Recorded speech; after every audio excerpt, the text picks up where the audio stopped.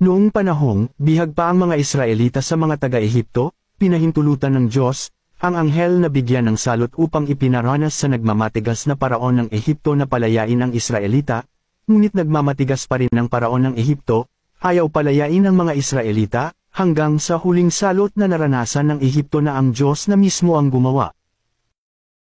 Ang pangyayari sa panahong bihag pa ang mga Israel ng Ehipto, at nang dahil sa pagmamatigas ng paraon ng Ehipto na palayain ang Israel, kaya binigyan sila ng Diyos ng iba't ibang salot, sa buong Ehipto at yung salot na panghuli na naranasan ng buong Ehipto, ay yung pagkamatay ng mga unang anak o ang panganay na anak, na sa pangyayari na iyon pinalaya ang mga Israelita. Alam nyo ba na ang Diyos mismo ang gumawa sa pagkamatay ng mga panganay na anak sa panahong bihag pa ang mga Israelita? Sa biblical na pangungusap, ang mga salot na naranasan ng taga-Ehipto, tulad ng unang salot hanggang sa ika-9 na salot ng Ehipto, ay kagagawa ng anghel, ngunit sa huling salot na naranasan ng Ehipto, ang Diyos mismo ang kumuha sa buhay ng panganay ng mga anak na taga-Ehipto, kapwa-tao at hayop man ito, bilang pangwakas na gawa ng paghuhusga, na nag-uudyok kay Paraon na sa wakas ay palayain ng mga Israelita. Maraming pangyayari na ginamit ng Diyos ang mga anghel na nilalang upang magdala ng paghatol sa mga makasalanan sa mundo.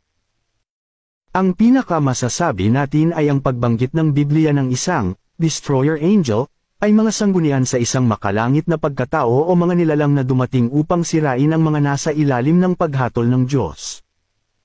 Ang pinakatanyag na pagbisita ng isang angels of death ay nasa mga salot na naranasan sa Ehipto noong panahong nagmamatigas ang paraon ng Ehipto na palayain ang mga Israelita. Ngunit noong malapit ng maranasan ng Ehipto ang ika-10 at pangwakas na salot, ang pagkamatay ng panganay na anak, ang Diyos na mismo ang gumawa. Ngunit binigyan si Moses ng tagubilin. Ang mga tagubilin ni Moises sa mga Israelita ay dapat sundin dahil pinahiwatig pa rin sa Israel na may Diyos na dapat sundin, dahil naglalaman ang babalang ito.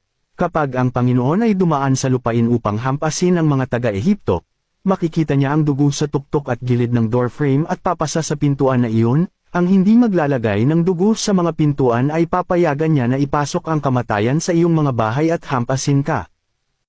Mababasa ito sa Exodo Kapitulo 12 versikulo 23. Ang pangyayari na ito ay tinatawag na The Destroyer of the Firstborn, sa Hebreo Kapitulo 11 versikulo 28. Kapansin-pansin, ang orihinal na teksto ng Hebreo ng Exodo Kapitulo 12 versikulo 23 ay hindi binabanggit ang isang anghel. Sinasabi lamang nito na ang The Destroyer, o